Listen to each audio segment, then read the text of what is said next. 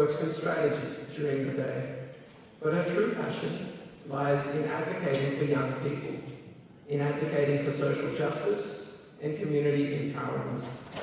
She's an active member of the Sikh youth community and has led numerous youth initiatives within various organisations. She has even been involved in the National Student Leadership Forums here at Parliament House. I'd like to welcome to the stage Noor Kaur. Vaheguru Ji Ka Khalsa, Vaheguru Ji Ki Fateh. Today we come together to remember a dark period in Sikh history, one that continues to haunt the Sikh community 4 decades later. As I look around the room, there's a reason each and every one of us is here today. We have all felt the impact of those events in one way or another. Some of us witnessed them firsthand.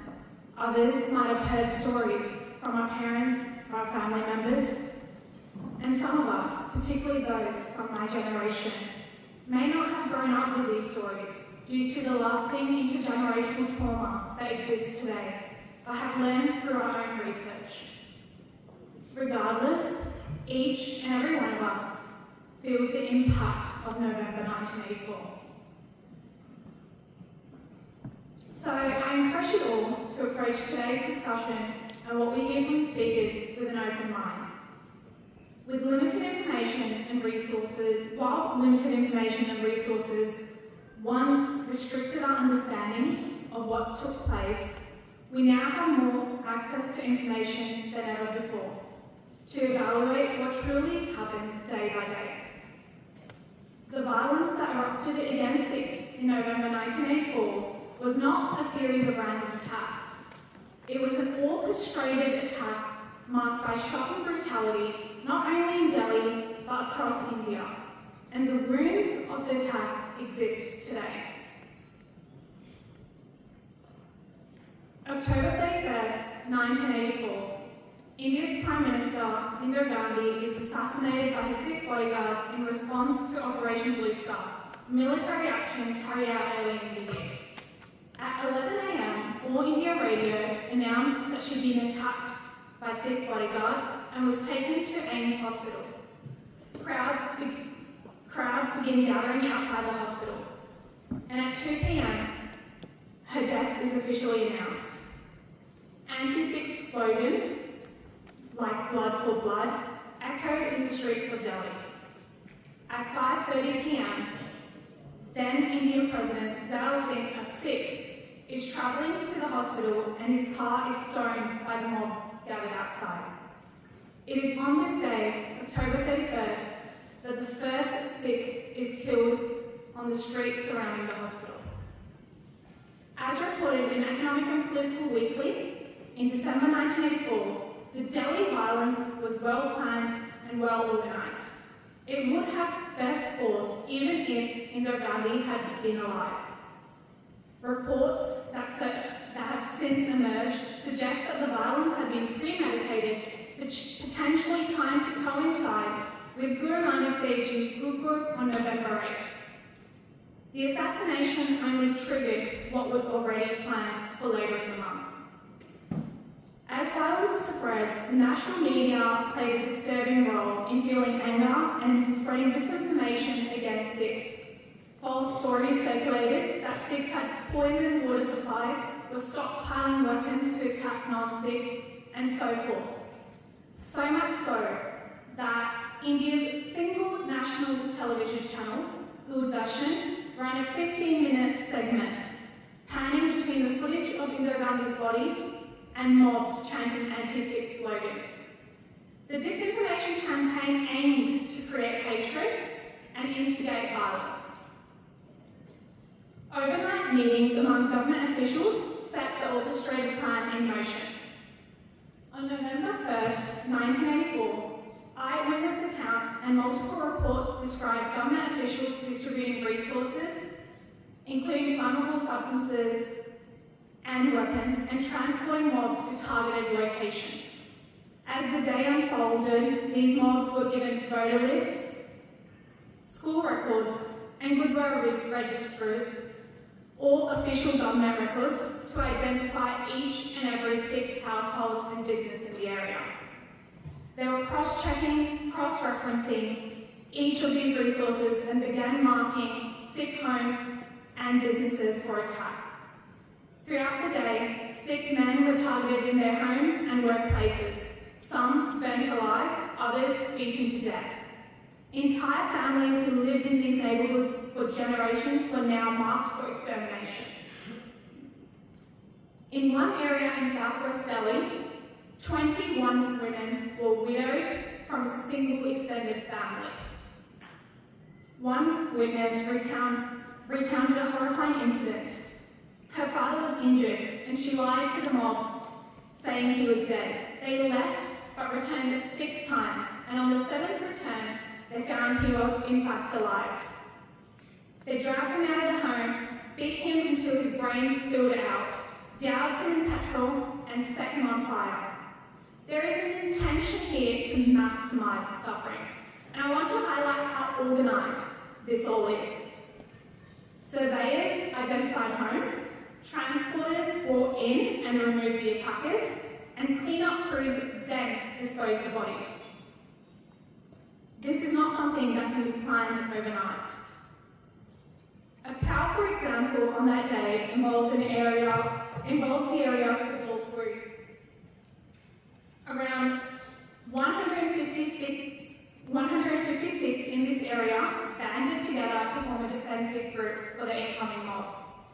Thousands of attackers descended on them, and after a 2-hour standoff, police arrived. They escorted the attackers away, but then came back to disarm the Sikhs with the various sticks and swords they had lying around the homes, and instructed them to go inside. The attackers then returned, and police blocked off the 2-lane area, sealing Sikhs inside. Over the next 30 hours, they massacred Sikhs with knives and cleavers, only pausing for meal breaks in between. 2 journalists came across this area the next day and found streets littered with body parts and charred remains of homes. Women and children were stripped naked and left in the streets, if not killed.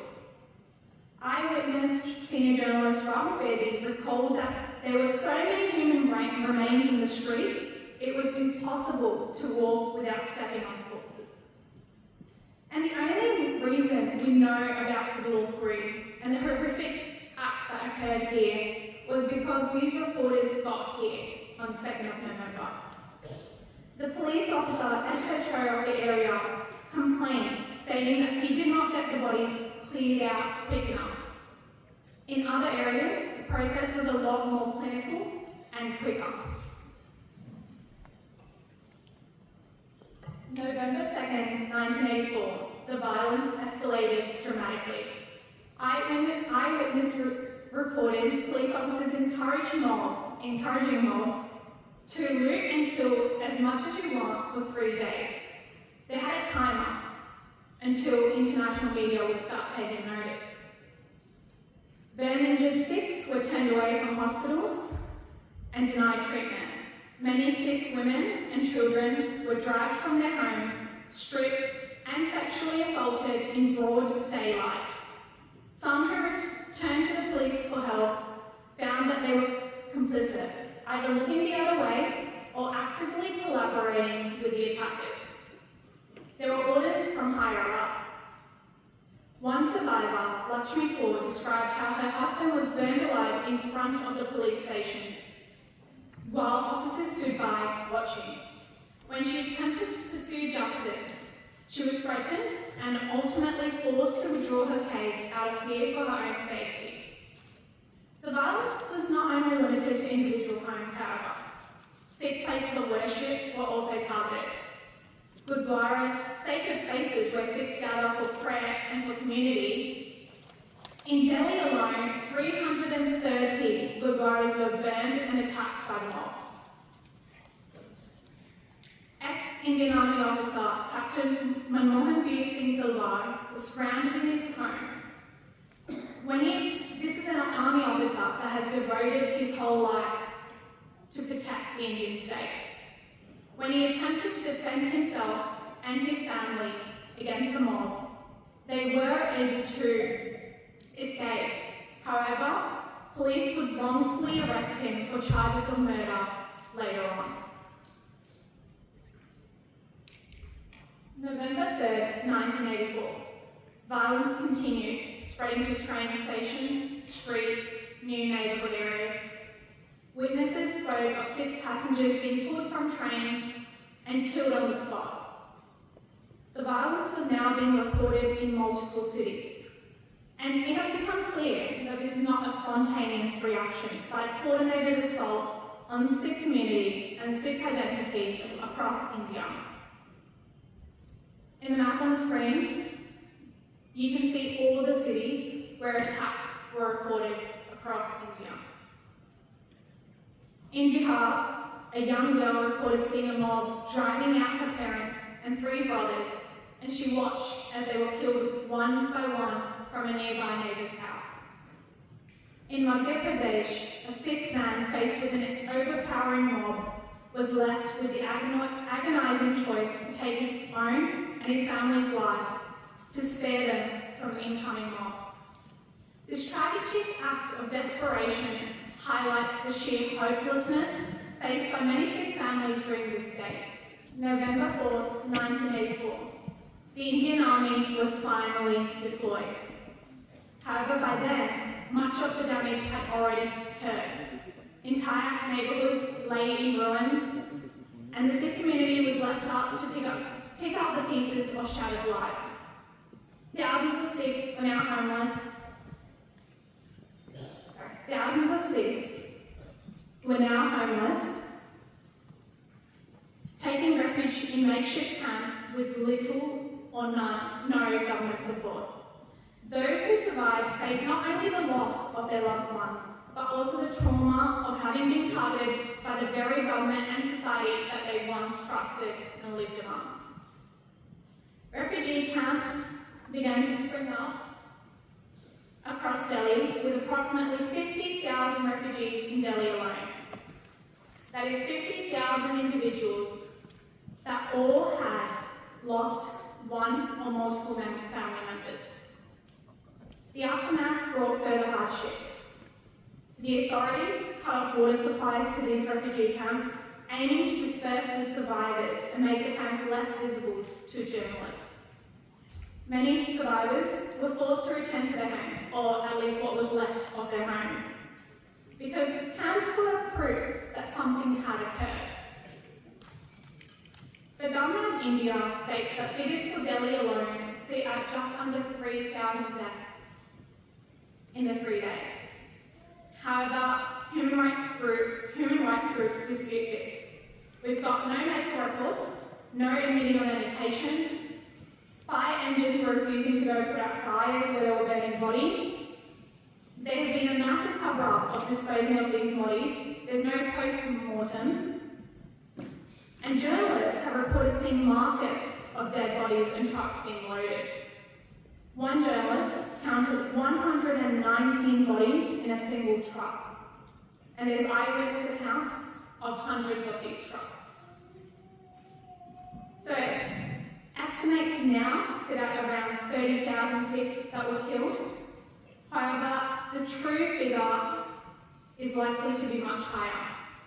Remember, there were 50,000 refugees that had lost a single or multiple family member in Delhi alone.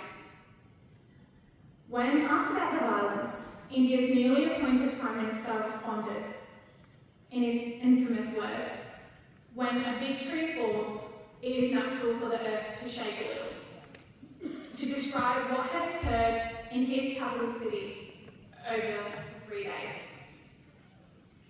Meanwhile, orphan children were being given to Christian missionaries, raising ties to their Sikh heritage. Delhi is one place in the world where there is a widow colony of more than 3,000 widows from the anti-Sikh violence that occurred over these days. In the 40 years, no police officer has been convicted for their acts or their omission of acts. Those that have been convicted have served little time or been convicted towards the end of their life. Not a single conviction has occurred for the rape or sexual violence that occurred in the streets of Delhi. Not a single one. As we remember these events today, we must ensure they are recognised, understood, and prevented from happening in the future. So, I call upon you, as we reflect on what occurred in November 1984, seek out the accounts of survivors, educate others about the realities, and ensure that the truth is not buried under layers of political propaganda or historical amnesia. Thank you.